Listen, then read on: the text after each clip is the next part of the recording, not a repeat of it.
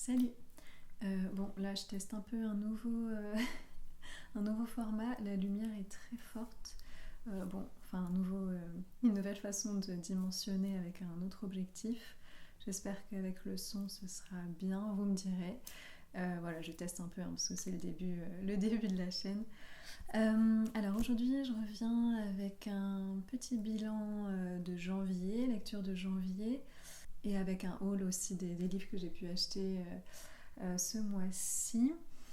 Donc pour commencer avec mes lectures de janvier, comment dire, j'avais bien commencé et puis je me suis fait un petit peu balayer par plein d'événements en ce début janvier. Je sais pas vous.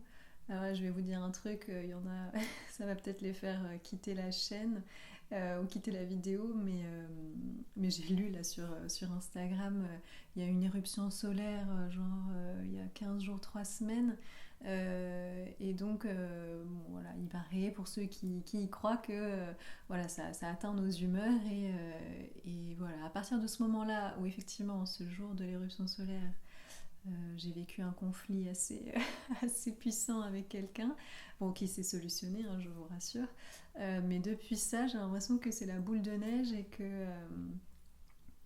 je me fais un peu balayer par ce mois de janvier. Donc, donc voilà. Et d'ailleurs, la réflexion que je m'étais faite et que je me suis dit que je pouvais partager avec vous, surtout n'hésitez pas en commentaire à me dire ce que vous en pensez. Mais souvent, je vois sur le booktube du coup qu'on parle de comment dire, de productivité de lecture en livres, de parler en nombre de livres. J'ai lu X livres à l'année ou X livres au mois. Je me dis mais ça n'a aucun sens parce qu'on peut lire 15 pavés en une année qui font bien plus de pages que 30 ou 50 courts romans. Donc je me suis dit, tiens, ce serait peut-être intéressant finalement de se centrer plutôt sur un nombre de pages, enfin quelque chose de tangible, même si évidemment d'un livre à un autre, les pages sont différentes, hein, bien sûr, on va pas aller jusqu'à un nombre de mots, ce serait peut-être un peu ridicule. Mais si on veut vraiment avoir un objectif, je trouve, qui peut se reproduire d'une année à l'autre, et qui est vraiment quantifiable, peut-être plutôt de se dire ok ben par jour je peux mettre un petit objectif, voilà, 50 pages ou 100 pages ou 200 pages, hein, ça dépend si on est un grand lecteur ou pas, et de voir si on arrive à s'y tenir, et puis du coup à la fin de l'année se dire ok, en nombre de livres, bah sur 2025 j'ai lu 30 livres, ça faisait je sais pas moi 10 000 pages par exemple, et puis en 2026 j'ai aussi lu 10 000 pages, mais ça faisait 22 livres, imaginez. Donc voilà, bref, tout ça pour dire quoi? Tout ça pour dire que j'ai pas lu tant que ça. J'ai fini, j'avais commencé un petit peu je pense fin décembre, quoique même pas. Non, non, j'ai commencé en janvier, donc en fait j'ai fini hier euh, Mopra de George Sand. Bon, je vous montre, en fait c'est sur ma petite tablette Vivlio que je l'ai lu. Et l'autre livre que j'ai fini, c'est Mémoire de fille de Annie Ernaux. Donc du coup, pour vous parler en premier lieu de Mopra de George Sand, donc en fait j'en avais entendu parler sur la chaîne de Margorito, qui en avait fait l'éloge, et puis ensuite pendant que je lisais, j'ai vu une revue de la part d'Abolita, qui elle ne l'avait pas trop aimé. Et je sens que ça a influencé ma lecture d'ailleurs pendant que j'avais vu ce deuxième avis un peu négatif. En fait, Mopra, bon, moi je me rends pas compte, hein. En fait, c'est ça un petit peu, à la fois qui est bien et qui est pas bien sur une tablette de lecture, c'est qu'on voit pas la taille du roman. Et en fait, je m'attendais à ce que ce soit un roman plutôt court, et en fait, je pense que c'est un roman assez long, parce que des fois, je me disais, voilà, mais mince, mais on n'y arrive pas à la fin, quoi. Euh, non pas parce que c'était pas bien, c'était bien, mais en fait, c'était une très longue intrigue, et donc je m'y étais pas préparée. Donc voilà, l'histoire de Mopra, c'est l'histoire d'une rencontre entre un homme et une femme, d'un homme en fait qui a été adopté par sa famille, mais qui aurait attenté à la vie de sa mère pour pouvoir récupérer l'enfant. Une famille de nobles, mais de nobles brigands un petit peu, qui sèment la terreur dans seigneuries, je sais pas comment on peut dire, et qui sont redoutés de toute la contrée alentour. Donc lui il évolue là-dedans jusqu'à son adolescence, et puis est capturé une jeune femme, Edmé, et en fait ils veulent attenter à sa vie, et lui donc ce jeune homme qui en fait raconte son histoire, il raconte son histoire depuis, donc en fait il fait des retours dans le passé, la sauve, et en fait tous les deux se font un serment, le serment de s'aimer, de se marier, d'être l'un pour l'autre. Elle, parce qu'en fait elle veut se sauver de cet endroit où elle sent que sa vie est en jeu, et lui sincèrement parce que finalement il tombe sous son charme. Donc ce jeune Bernard Mauprat et cette jeune femme Edmé, qui est aussi une femme de la famille Mauprat, une cousine issue de Germain. Et donc en fait c'est leur histoire d'amour qui va être retracée là, et surtout en fait de comment Edmé va amener à ce que Bernard s'éduque, et s'éduque à la fois sur le plan très factuel, hein, apprennent à lire, apprennent à lire à minima, mais aussi s'éduquent sur le plan moral en fait. Donc c'est vraiment quelque chose de superbe, parce que voilà, c'est un amour vraiment profond, un amour bon, je dirais, entre les deux. Est-ce que je peux vous lire peut-être un passage? Ah, c'est génial. Je savais pas, mais sur la tablette. Oh là là, le soleil, là, ça va pas être terrible pour vous. Oula. Oui, donc voilà, si je vous prends un passage, en fait, vraiment, donc Bernard, il va parler de son éducation et de comment, en fait, il essaie de transcender un peu sa condition initiale, donc où il a été élevé par des brigands, et donc où forcément il a développé les... Je suis désolée pour la lumière, hein. Où il a développé plutôt des traits négatifs de personnalité, ou en tout cas des traits qui versent vers, on va dire, ce qu'on appelle le mal, et comment en fait par l'éducation il va réinstaurer sa morale et l'éthique dans ses comportements. Et donc il dit par exemple: j'avais appris à me contenir un peu plus qu'autrefois, mais je sentais qu'un seul instant peut, dans les âmes passionnées, renverser le travail de bien des jours.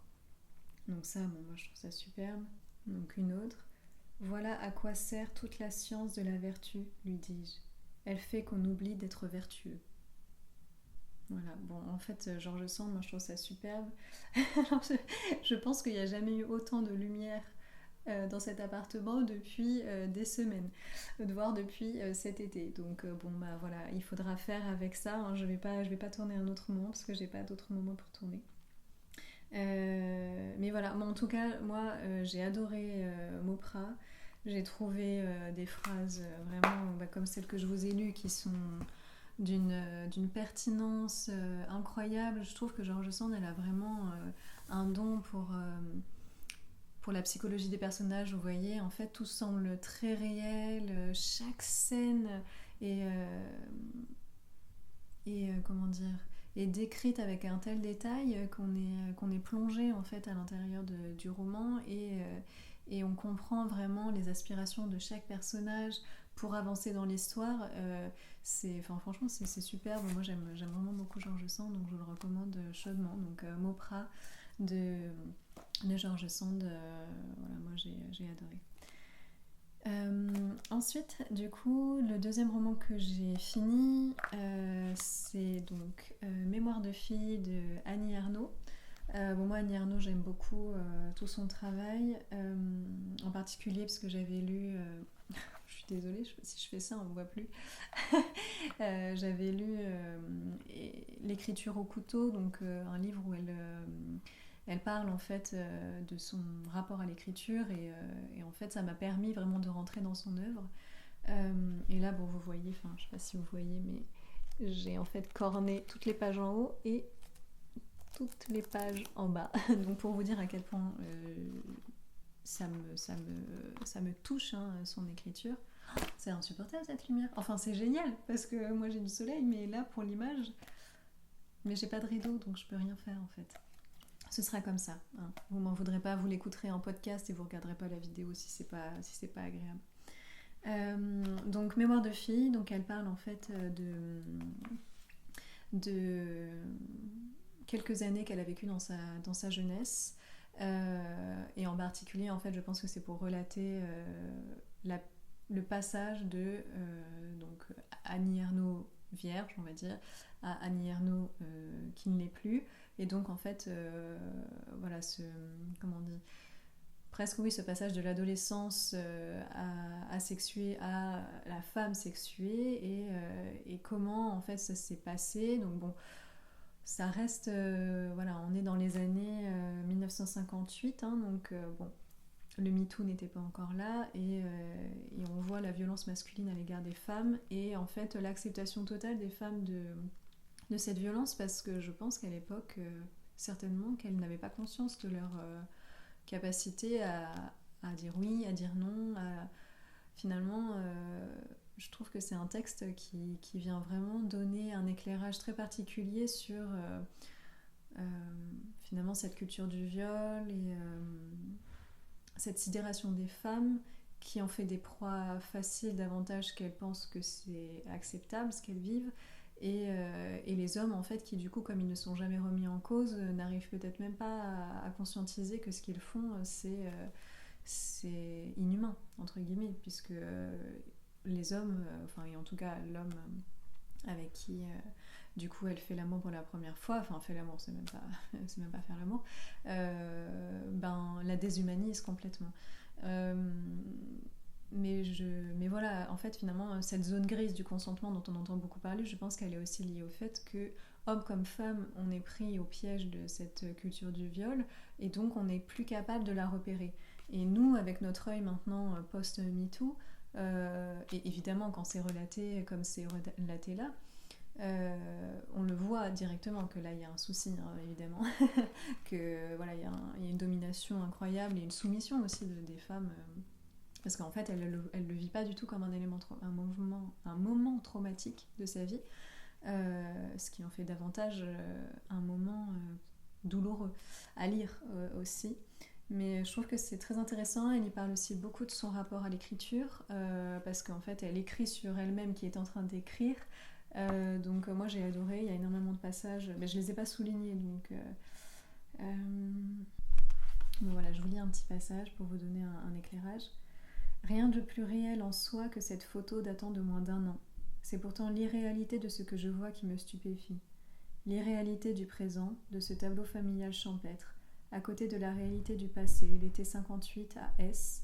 Donc S, c'est le lieu où ça s'est passé, mais elle ne le définit jamais. Je pense que c'est pour garder un petit peu un semblant, pas d'anonymat, mais de privé. Donc l'irréalité du présent de ce tableau familial champêtre à côté de la réalité du passé, l'été 58 à S, que depuis des mois je fais passer de l'état d'image et de sensation à celui de mots. Comment sommes-nous présents dans l'existence des autres, leur mémoire, leur façon d'être, leurs actes même? Disproportion inouïe entre l'influence sur ma vie de deux nuits avec cet homme et le néant de ma présence dans la sienne. Je ne l'envie pas, c'est moi qui écris. Voilà, bon, c'est magnifique. Donc Annie Ernaux, Mémoire de fille, et ce soleil qui est toujours présent. Donc je suis désolée pour ça, mais je pourrais pas refilmer cette vidéo, donc il va falloir s'en accoutumer. Et j'essaie de m'en accoutumer moi aussi, en ne voyant strictement rien. Troisième livre que je n'ai pas fini mais que je suis en train de lire, donc c'est Psychogénéalogie au quotidien. Envie de comprendre votre passé familial, point d'interrogation. Donc ce qui nous enjoint à lire le livre. Donc je vous lis l'arrière-page. Et si vos choix, vos blocages et vos peurs étaient liés à des loyautés inconscientes envers votre histoire familiale, recherchez les événements marquants vécus par ses ascendants, comprendre leur incidence sur son quotidien. Les principes de base de la psychogénéalogie sont mis ici à la portée de tous. Reposant sur des exemples concrets mêlant psychologie, symbolisme et spiritualité, ce livre vous invite à mettre en pratique ces principes pour ne plus subir les influences familiales délétères. Vous apprendrez petit à petit à vous libérer des problèmes qui ne vous appartiennent pas pour vivre en accord avec vous-même et avec les autres. Donc moi, c'est des sujets qui me passionnent. La psychologie, ça fait partie de ma vie hein, depuis tout le temps. Et là, c'est vrai que je m'intéresse un petit peu au transgénérationnel. C'est vrai qu'on en entend pas mal parler en ce moment. Mais je sais pas, en fait, c'était pas du tout une lecture qui était prévue. Je me suis juste baladée quand j'ai fait, quand je vous parlerai des autres livres que j'ai achetés, je l'ai acheté à ce moment-là d'ailleurs. Euh, et juste, voilà, la couverture verte, au loin, je l'ai vue, j'ai dit, oh, c'est quoi? Je me suis approchée, j'ai à peine lu le titre et je me suis dit, si je l'ai vu, c'est que je dois le prendre. Voilà. Moi, je fonctionne vraiment comme ça. Et donc, j'en suis à plus de la moitié. C'est très très bien fait. Vous voyez, c'est vraiment une lecture facile, hein, dans le sens où c'est des gros textes. C'est pas pour autant pas.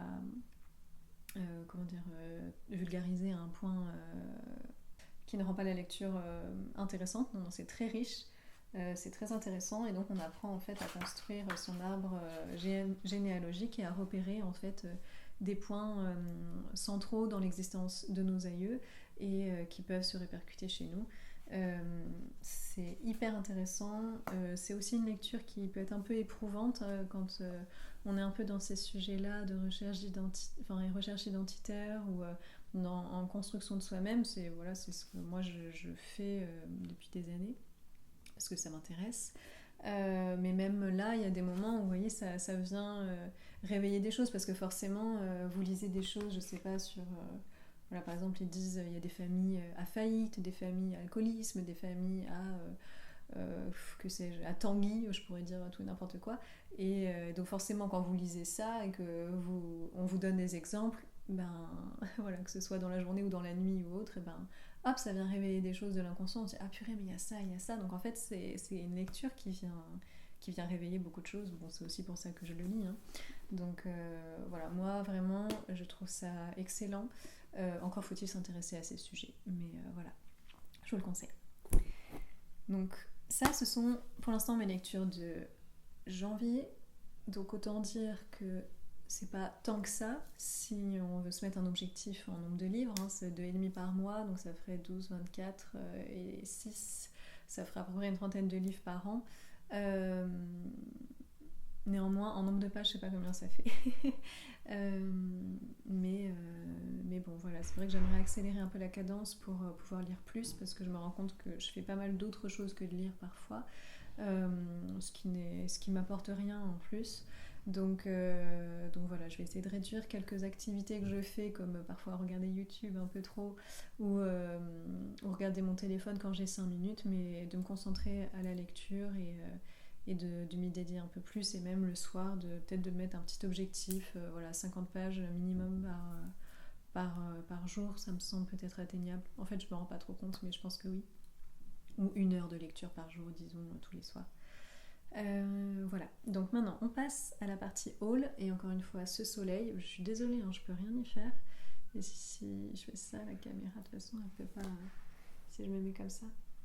Voilà, sinon je me mets un tout petit peu derrière le mur. Voilà, je pense que c'est mieux. Donc je suis désolée, je suis un peu collée comme ça, mais donc mes achats du mois de janvier. Donc en fait, j'ai pour ambition de faire un 7 jours 7 livres sur Annie Ernaux, du coup. Parce que comme j'ai vu que c'était des livres assez courts et que j'aime beaucoup Annie Ernaux, je me suis dit que c'était possible de le faire. Donc là, j'en ai que 6, il m'en manque un, l'autre je sais pas où je l'ai mis. Mais donc, j'ai pris donc, l'usage de la photo de Annie Ernaux. Donc là, je sais qu'elle y parle de son... En fait, il y a même des photos, il me semble, à l'intérieur, oui. Voilà. Donc je crois qu'elle y parle en fait, donc Marc Marie, je pense que c'est un photographe, et donc du coup voilà, en fait elle met en parallèle des photographies de leurs affaires déposées sur le sol avant de faire l'amour et son rapport à cette relation et à la sexualité, etc. La sexualité, c'est un sujet phare un peu chez quand même Annie Ernaux, et voilà, donc moi j'aime beaucoup la photographie, j'aime beaucoup l'écriture, donc c'est un thème qui m'inspire. Ensuite, nous avons la honte. Ça, j'avoue que c'est une lecture qui m'inquiète un peu parce qu'il me semble que c'est sur le fait que peut-être son papa veuille tuer sa mère. Bon, Annie Ernaux, hein, c'est pas forcément facile à lire. Regarde les lumières, mon amour. Alors ça, je ne sais pas de quoi ça parle. Souvent, j'ai été accablée par un sentiment d'impuissance et d'injustice en sortant de l'hypermarché. Pour autant, je n'ai jamais cessé de ressentir l'attractivité de ce lieu et de la vie collective style spécifique qui s'y déroule.